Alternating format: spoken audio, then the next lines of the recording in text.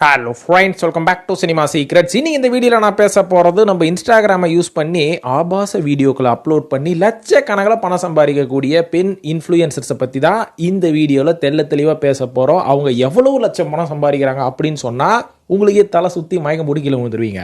ஏன்னா அந்த அளவுக்கு ஒரு கவர்மெண்ட் எம்ப்ளாயி சம்பாதிக்காத சம்பாத்தியம், ஒரு ராணுவ வீரன் சம்பாதிக்காத சம்பாத்தியம், இவ்வளவு ஏங்க கார்பரேட் ஐடி கம்பெனியில் ஒர்க் பண்ணுறவங்க கூட இந்த அளவு சம்பாதிக்க மாட்டான். ஆனால் இவங்களுக்கு ஒரு சொட்டு வேர்வை வரல, உடல் உழைப்பு இல்லை. உடல் உழைப்பு இல்லைன்னு சொல்ல முடியாது, உடல் வருத்தி தான் சில விஷயங்கள் பண்ணுறாங்க அப்படின்னும் சொல்ல முடியாது. இதெல்லாம் பார்க்குறவங்களுக்கு நல்லாவே தெரியும். ஸோ இதுக்கு மேலே இன்ட்ரோடக்ஷன் வளர்க்க தேவையில்லை. என்ன மேட்ரு அப்படின்றத சொல்லிடுறேன். அதுக்கப்புறம் இவங்க எவ்வளோ சம்பாதிக்கிறாங்கன்னு சொன்னதுக்கப்புறம் இதனால் இருக்கக்கூடிய பக்க விளைவுகள் என்ன, இந்த மாதிரி இவங்க இந்த மாதிரி நடந்துக்கிட்டு இந்த மாதிரியான வீடியோஸ் அப்லோட் பண்ணி ஷார்ட் டைமில் இவ்வளோ லட்சக்கணக்கில் காசு பார்க்குறாங்க. ஆனால் இவங்க சந்திக்கக்கூடிய பின்விளைவுகள் என்ன அப்படின்றத இந்த வீடியோவோட இறுதியில் சொல்கிறேன் நான். ஸோ இப்போ நேரம் கடத்தாமல் நம்ம வீடியோவில் போவோம். ஸோ இவங்களோட ரேங்கிங்கை ஒரு டாப் 10 அப்படின்ற மாதிரி நம்ம ரிவர்ஸில் இருந்து போயிடுவோம். அப்போ தான் இன்ட்ரெஸ்டிங்காக இருக்கும். யார் கம்மியாக சம்பாதிக்கிறாங்க, அதுக்கப்புறம் அப்படியே வீடியோ போக போக யார் அதிகமாக சம்பாதிக்கிறாங்க அப்படின்றத பற்றி சொல்கிறேன். இது மட்டும் இல்லைங்க, இதில் வந்து சின்ன சின்ன பொண்ணுங்க, புதுமுக பொண்ணுங்கள்லாம் மட்டும் இல்லை, நடிகைகள், ரிட்டையர் ஆன நடிகைகள் கூட ஏடாகூடமான வீடியோ போட்டு நல்லா காசு பார்க்குறாங்க. அவங்களும் இந்த லிஸ்ட்டில் இருக்கிறாங்க. அவங்கள பற்றியே பேசுவோம் நம்ம இப்போ. ஸோ இந்த லிஸ்ட்டில் ஒரு 11 பேர் எடுத்துக்கிறேன். டாப் 10 நீ எடுக்கணும், டாப் 11 அப்படின்ற மாதிரி எடுத்துக்கலாம். ஸோ இந்த லிஸ்ட்டில் 11வது இடத்தை பிடித்திருக்கும் அந்த பெண் இன்ஃப்ளூயன்சர் யார் அப்படின்ற மாதிரி பார்த்தீங்கன்னா தமிழ்செல்வி அப்படின்ற ஒரு பொண்ணு தான். ஸோ இவங்க பார்த்தீங்கன்னா இப்போ தான் வளர்ந்து வரார்கள். அதாவது இப்போ தான் கொஞ்சம் கொஞ்சமாக வீடியோவை போட்டு டான்ஸை போட்டு அப்படி இப்படி ஆபாசம் அப்படின்னு கொஞ்சம் கொஞ்சமாக ஸ்டெப் எடுக்கிறாங்க. அதனால் இவங்க வந்து ஒரு 11வது லிஸ்ட்டில் இருக்காங்கன்னு சொல்லலாம். இவங்க எவ்வளோ சம்பாதிக்கிறாங்கன்னு பார்த்தீங்கன்னா, அதாவது இன்ஸ்டாகிராமை பொறுத்த வரைக்கும் சப்ஸ்கிரிப்ஷன் வழியாக கிட்டத்தட்ட 17,000 சொச்சம் சம்பாதிக்கிறாங்க. அடப்போயா, இதுக்காயா இவ்வளோ பில்டப் கொடுத்த அப்படின்னா 11வது லிஸ்ட்டை தான் சொல்லியிருக்கேன். இன்னும் 10, 9, 8, 7ன்னு போக போகுது. அதுக்கப்புறம் உங்களுக்கு கண்டிப்பாக 1வது 2வது நம்பர் வந்தோடனே கண்டிப்பாக தலை சுற்றிடும். ஸோ இப்போ அடுத்த லிஸ்ட்டு, அடுத்தது 10வது இடத்தை பிடித்திருக்கும் அந்த பெண் யார் அப்படின்ற மாதிரி பார்த்தீங்கன்னா நிஹா கிருஷ்ணா. இவங்களும் பார்த்தீங்கன்னா இப்போ தான் படிப்படியாக வராங்க. கிட்டத்தட்ட அவங்களோட ஒரு சப்ஸ்கிரிப்ஷனுக்கு 390 ரூபா அவங்க சார்ஜ் பண்ணுறாங்க. இப்போ வரைக்கும் அவங்களுக்கு ஒரு 58 சப்ஸ்கிரைபர் இருக்கிறாங்க.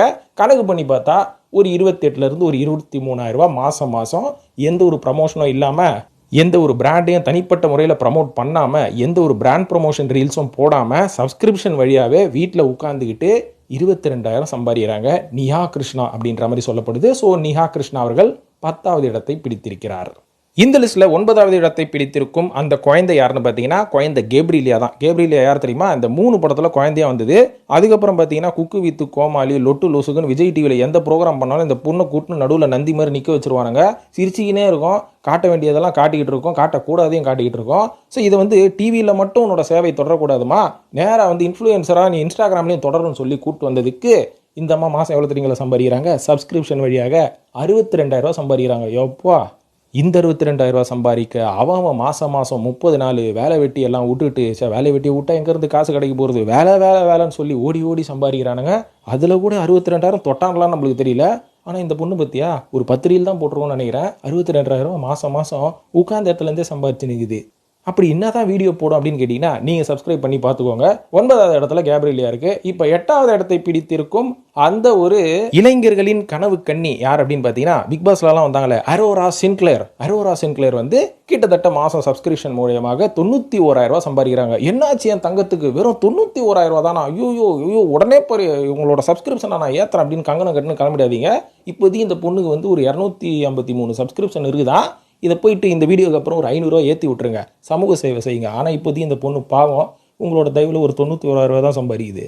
7வது இடத்துல யார் இருக்கிறாங்கன்னு பார்த்தீங்கன்னா நம்ம நடிகை தான், வேற யார், நந்திதா ஸ்வேதா அவர்கள். ஞாபகம் இருக்குதா அவங்களுக்கு? அது என்ன எங்கள் படம், நெஞ்சம் மறப்பதில்லை, அதுக்கப்புறம் அட்டக்கத்தி, இதற்குத்தானே ஆசைப்பட்டாய், பாலகுமாரா, அந்த மாதிரி படத்துலலாம் பார்த்துருப்போம் பார்த்தீங்களா. இன்னி அவங்களுக்கு சான்ஸ் கிடையாது. சான்ஸ் கொடுத்தாலும் ஒரு முரட்டு மூஞ்சியாக வச்சுக்கின்னு ஏதாவது ஒரு கொடூரமான சான்ஸ் தான் கொடுக்குறாங்கல்ல. அதனால் பார்க்குறோன்னு இந்த பொண்ணை வந்து வெறுத்து விட்டுருவானுங்க, இது ஒரு வில்லி கேரக்டர், சொர்ணாக்கா கேரக்டர்னு. அதனால் படத்தில் நடிக்கிறதெல்லாம் விட்டுட்டு இப்போது இன்ஸ்டாகிராம் வழியாக லட்சக்கணக்கில் காசு பார்க்குறாங்க இவங்க. ஆனால் அப்படி என்ன கண்டென்ட் போடுறாங்கன்னு பார்த்தீங்கன்னா நீங்களே போய் பாருங்கள் அந்த கன்றாவியை. நான் வேற என் வாயால் சொல்லணுமா?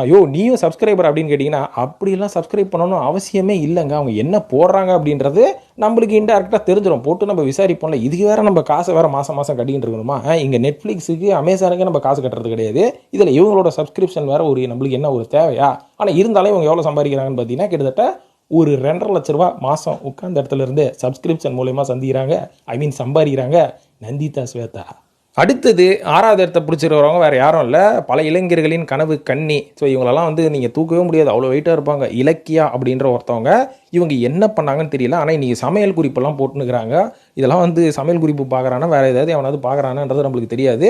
பட் இவங்களும் போடுறத போட்டுன்னு தான் இருக்கிறாங்க, பார்க்குறவன் பார்த்துன்னு தான் இருக்கிறான். பார்த்து இவங்களுக்கு எவ்வளோ அவங்க சம்பாரிச்சு கொடுத்துனுக்கிறாங்கன்னு பார்த்தீங்கன்னா, மாதம் கிட்டத்தட்ட ஒரு 3 லட்ச ரூபா, 3 லட்ச ரூபாலேருந்து ஒரு 3.5 லட்ச ரூபா வரைக்கும் சப்ஸ்கிரிப்ஷனில் மட்டும் இலக்கியா சம்பாரிச்சுன்னு இருக்கிறாங்க. எப்படியெல்லாம் வளர்த்து விட்றீங்க பார்த்தீங்களா நீங்கள். ஸோ இவங்களை தொடர்ந்து 5வது இடத்தை பிடிச்சிருக்கிறது நம்ம ரிட்டையர் ஆன நம்ம நடிகை கிரண் ரத்தோர் அவர்கள் உட்கார்ந்த இடத்துலேருந்தே சப்ஸ்கிரிப்ஷன் மூலயமா மட்டும் 4 லட்ச ரூபா சம்பாதிக்கிறாங்க. இது மட்டும் இல்லாமல் வீடியோ காலுக்கு 1 மணி நேரத்துக்கு 25,000 ரூபா. 25,000 வீடியோ காலுக்கு மட்டும் இல்லைங்க, வெறும் அவங்களோட டான்ஸை மட்டும் நீங்கள் லைவாக பார்க்குறதுக்கு உங்ககிட்ட வீடியோ காலில் பேசுனீங்கன்னா அதுக்கு ஒரு 20 நிமிஷத்துக்கு 1 லட்ச ரூபாவாம். அப்போ பாருங்கள், படத்துலலாம் நடிக்கவே தேவையில்லை, வீட்டில் இருந்து உட்காந்துக்கினே அசால்ட்டாக 10 லட்ச ரூபா வந்து கிரண் அவர்கள் சம்பாதிப்பாங்க. பட் சப்ஸ்கிரிப்ஷனில் அப்படின்னு பார்த்தீங்கன்னா கிட்டத்தட்ட ஒரு 4 லட்ச ரூபா அப்படின்றனால நம்ம கிரண் அவர்களை 5வது இடத்துல வச்சுருவோம். இப்போ 4வது இடத்துல பிரியங்கா ராஜ் அப்படின்ற ஒரு பொண்ணு. இந்த பொண்ணு கூட பார்த்தீங்கன்னா எனக்கு தெரிஞ்சு ரீசெண்ட் டேஸில் தான் வந்தாங்கன்னு நினைக்கிறேன். ஸோ இவங்களை வந்து 4வது இடத்துல நம்ம வைக்கிறதுக்கு முக்கியமான காரணம், இவங்களுக்கும் கிரணுக்கும் ஒரு மிகப்பெரிய டிஃப்ரென்ஸ் இல்லை, அதாவது வசூல் ரீதியாக சொல்கிறேன். ஆனால் கிரண் அவர்கள் செம வெயிட்டாக காமிப்பாங்க. பட் கிரண் இங்கே இருக்கிறவங்களாம் பார்த்து டிவிலே பார்த்து சலிச்சு போயிட்டானுன்றனால சப்ஸ்கிரிப்ஷன் பண்ணுறதில்ல. ஏன்னா அவங்ககிட்ட கண்டென்ட்னு ஒன்று கிடையாது. ஆனால் இந்த பொண்ணு காமிக்கிறதையும் காமிச்சு கண்டென்ட்டையும் போட்டுனுக்குது போல இருக்குது சப்ஸ்கிரிப்ஷனில். அதனால் கிரண் அவர்களோட ஒரு 10,000 ரூபா பிரியங்கா ராஜ் மேலே சம்பாதிக்கிறாங்க, ஒரு 4 லட்சத்தி சொச்சம். ஸோ அதனால் இவங்க வந்து ஒரு 4வது இடத்தை பிடிச்சிட்டாங்க அப்படின்னு சொல்லலாம். இப்போ 3வது இடத்தை பிடித்திருக்கும் இன்னொரு சீரியல் நடிகை. இவங்க வந்து நம்ம வந்து பல பேர் சீரியலில் பார்த்துருப்போம், அதுக்கப்புறம் குக்கு வித்து கோமாளியில் பார்த்துருப்போம். ஆனால் சத்தியமாக படத்தில் பார்க்கவே மாட்டோம். ஏன்னா நடிகை தெரிஞ்சால் தானே உங்களை படத்தில் கொண்டு வந்து வைப்பானுங்க. நடிகவே தெரியாது, சும்மா மேக்கப் போட்டு வந்து கிளாமராக வந்து நின்றுட்டு இருந்தால் நம்ம ஆளுங்க டிவியில் பார்க்குறது தானே செய்வானுங்க. படத்துலலாம் எவன் பார்க்குறது, நடிச்சாகணும். ஆனால் இருந்தாலும் டிவியில் மட்டும் என்னோட சர்வீஸை நான் தொடர மாட்டேன், இன்ஸ்டாகிராம்லேயும் தொடர்றேன்னு சொல்லி செம்ம காசு பார்த்துனுக்கிறாங்க. அவங்க யாருன்னு தெரியுமா? அதான் சொல்லிட்டேனே, தர்ஷா குப்தா. அவங்களுக்கு எவ்வளோ சப்ஸ்கிரைபர் இருக்காங்கன்னு பார்த்தீங்கன்னா கிட்டத்தட்ட 1381 பேர் இருக்கிறாங்களாம். அத்தனை பேரும் ஒருத்தனும் 390 ரூபா கொடுக்குறாங்க. அப்படி கூட்டி கழிச்சு கணக்கு போட்டு பார்த்தா கிட்டத்தட்ட மாதம் 5.5 லட்ச ரூபா உட்கார்ந்த இடத்துலேருந்தே சம்பாதிச்சுனுக்கிறாங்க தர்ஷா குப்தா அவர்கள். ஸோ இதனால தான் பார்த்தீங்கன்னா தர்ஷா குப்தா அவர்கள் இந்த லிஸ்ட்டில் 3வது இடத்தை பிடித்திருக்கிறார். பாருங்கள், எதுக்கெல்லாம் ரேங்கிங் போட வேண்டியதாக இருக்குது நீ நிலைமை. ஆனால் இதுக்கு முன்னாடி ஒரு மெசேஜ் நான் சொல்கிறேன். ஸோ இப்போ இந்த லிஸ்ட்டில் 2வது இடத்தை பிடித்திருக்கும் இன்னொரு முக்கியமான ஒரு ஆள் யாருன்னு பார்த்தீங்கன்னா அவங்க வேறு யாரும் இல்லை, ஸ்டோரிஸ் ஆஃப் சாரா அப்படின்றவங்க தான். இவங்க எவ்வளோ சம்பாதிக்கிறாங்க அப்படின்னு கேட்டிங்கன்னா உங்களுக்கு சத்தியமாக தலை சுற்றி போயிடும். இவங்களை வந்து நான் 2வது லிஸ்ட்லேயே வச்சிருக்கக்கூடாது. முதல் லிஸ்ட்டில் வேறு ஒருத்தவங்க இருக்காங்க. அவங்க யாருன்றதை நான் சொல்ல போகிறது கிடையாது. உங்களுக்கு தெரிஞ்சால் நீங்களே வந்து கமெண்ட்டில் ஃபில் பண்ணிவிடுங்க, இவங்க தான் முதல் இடம் அப்படின்ற மாதிரி. ஆனால் 2வது இடத்தோட நான் நிறுத்த போகிறேன். அதுவும் ஸ்டோரிஸ் ஆஃப் சாரா அவங்களோட நிறுத்த போகிறேன். இவங்க ஒரு தமிழ் பொண்ணு தான்.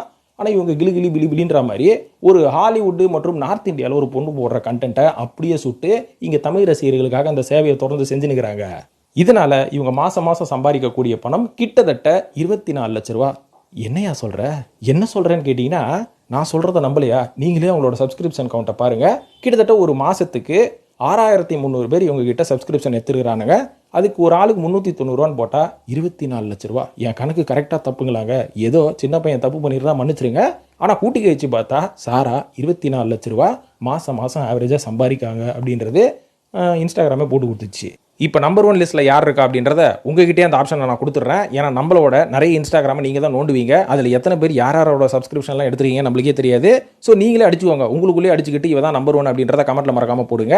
இப்போ நான் மேட்ருக்கு வரேன் நண்பர்களே. அதாவது இந்த வீடியோ நான் ரெடி பண்ணதுக்கு முக்கியமான காரணமே என்னென்னு பார்த்தீங்கன்னா, இன்றைக்கி நம்ம கையில் இருக்கிற ஸ்மார்ட் ஃபோன் அப்படின்றது ஒரு மிகப்பெரிய வரம். இதையும் தாண்டி இன்டர்நெட் கனெக்ஷன் ஃப்ரீயாகவே கிடைக்குதில்ல, ஒரு நாளைக்கு 1 GB 2 GB கிடைக்குதில்ல. இது மாதிரி ஒரு வரம் எவனுமே கிடைக்கல, குறிப்பாக 90s கிட்ஸுக்கெல்லாம் கிடைச்சதே கிடையாது. ஆனால் அதெல்லாம் கிடச்சிருந்தா பிடுங்கி தள்ளியிருப்பானலான்னு கேட்டிங்கன்னா சத்தியமாக பிடிங்கலாம் தள்ளியிருக்க மாட்டானுங்க. இன்றைக்கி ஜென்சி என்ன பண்ணுறானுங்களோ அதே தான் அவங்களும் இன்றைக்கி பண்ணியிருப்பானுங்க. அதனால தான் பார்த்தீங்கன்னா நம்மளோட நாடு பெருசாக உருப்படலை உலக நாடுகளோட கம்பேர் பண்ணால். ஸோ என்ன பண்ணணும் அப்படின்றத நான் தெளிவாக சொல்லிட்டு போயிடுறேன். என்னோட எக்ஸ்பீரியன்ஸை வச்சு வளவலன்னு வளர்த்து உங்களை போர் அடிக்க விரும்பலை. அதாவது இந்த மாதிரியான ஒரு டிவைஸை வச்சு உங்களோட திறமைகள் எல்லாத்தையும் நீங்கள் ஈஸியாக வெளிக்காட்டலாம். அதெல்லாம் எங்களுக்கே தெரியும், எங்களுக்கு காமிச்சிக்க தெரியாதா, நீ என்ன புதுசாக வந்து சொல்கிற அப்படின்ற மாதிரி கேட்டிங்கன்னா, ஒரு காலகட்டத்தில் 90s 80sகளில் உங்களோட திறமையை நீங்கள் வெளியில் காட்டணும் அப்படின்னு நினச்சிங்கன்னா சத்தியமாக அவ்வளோ சீக்கிரம் முடியவே முடியாது. அப்படியே காமிக்கிறதா இருந்தாலும் இங்கே இருக்கக்கூடிய சேட்டலைட் சேனலோ இல்லை கவர்மெண்ட் சேனல்லையோ நீங்கள் கஷ்டப்பட்டு போராடி அங்கே இருக்கிறவனோட கையில் காலெல்லாம் ஊழ்ந்து அவனுக்கு வீட்டில் போயிட்டு ஸ்வீட்டு ஆரஞ்சு பழம்லாம் வாங்கி கொடுத்து காக்கா பிடிச்சி அதுக்கப்புறம் ஒரு வருஷம் பல காலமாக நடந்து நடையோ நடந்து அவன் வீட்டு வாசலில் நாய் மாதிரி நின்று கெஞ்சி கூத்தாடி தான் அவன் வந்து சரி வா டிவி சேனல் பக்கம் வா சொல்லி விட்றேன் அப்படின்னு சொல்லுவான். ஆனால் அவங்களுக்கு சொல்லி விட்றேன்னு சொன்னவன் உண்மையாகவே அந்த ப்ரோக்ராமோட ப்ரொடியூசரெலாம் இருக்க மாட்டான். அங்கே கேன்டீனில் வேலை பார்க்குறவன், அதுக்கப்புறம் அந்த ப்ரொடியூசரோட டிரைவரு, அதுக்கப்புறம் உள்ள அந்த ப்ரோக்ராமை டைரக்ட் பண்ணுவார்ல அவரோட எடுபடி, இந்த மாதிரி ஆட்கள் தான் இருப்பாங்க. இப்படி பிடிச்சி பல நாட்கள் பல வருடங்கள் காத்திருந்து தான் அவங்களோட திறமையை அவங்க காமிக்கிற மாதிரி இருந்தது 80s மற்றும் 90s கிட்ஸுக்கெல்லாம்.